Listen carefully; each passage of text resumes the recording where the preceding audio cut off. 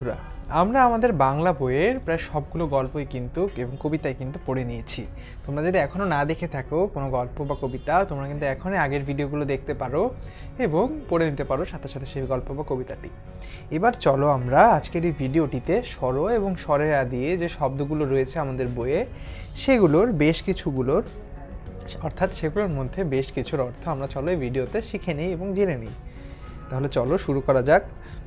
দুঃখিত বন্ধুরা, আমরা অকুতভয় শব্দের অর্থ জেনেই চলো শুরু করি। অকুতভয় শব্দটির অর্থ ভয় নেই এমন, অর্থাৎ যার ভয় নেই তাকে বলা হয় অকুতভয়। অধিনায়ক শব্দটির অর্থ দলপতি কিংবা দলনেতা। অপেক্ষা শব্দটির অর্থ প্রতীক্ষা কিংবা সবুর, অর্থাৎ যে এই দুটি কিন্তু অপেক্ষা শব্দটির অর্থ। অভিজ্ঞতা শব্দটির অর্থ দেখা ও জানার মাধ্যমে জ্ঞান লাভ করা জ্ঞান, অর্থাৎ দেখা ও জানার মাধ্যমে যে জ্ঞান লাভ করা হয় তাকে এক কথায় বলা হয় অভিজ্ঞতা। এরপর আমরা দেখতে পাচ্ছি অমর শব্দটি, যার মৃত্যু নেই, চিরদিনের জন্য যে স্মরণীয় তাকে বলা হয় অমর। অরণ্য শব্দটির অর্থ গাছপালায় ভরা বন জঙ্গল। অরুণ শব্দটির অর্থ সকালের সূর্য, অর্থাৎ আমরা কিন্তু সকালের সূর্যকে বলি অরুণ। অস্থির শব্দটির অর্থ চঞ্চল। অসুস্থ শব্দটির অর্থ সুস্থ নয় কিংবা রুগ্ন কিংবা পীড়িত। তাহলে দেখো আমরা কিন্তু এখানে অসুস্থ শব্দটির তিনটি অর্থ জেনে নিলাম এবং স্বর দিয়ে যতগুলো শব্দ রয়েছে সেগুলোর অর্থ জেনে নিলাম আমরা এখানে।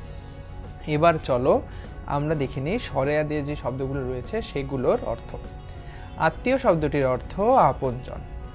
আত্মত্যাগ শব্দটির অর্থ নিজের প্রাণ উৎসর্গ করা। আদেশ শব্দটির অর্থ হুকুম। তাহলে দেখো আমরা কিন্তু এখানে তিনটি শব্দের অর্থ জেনে নিলাম।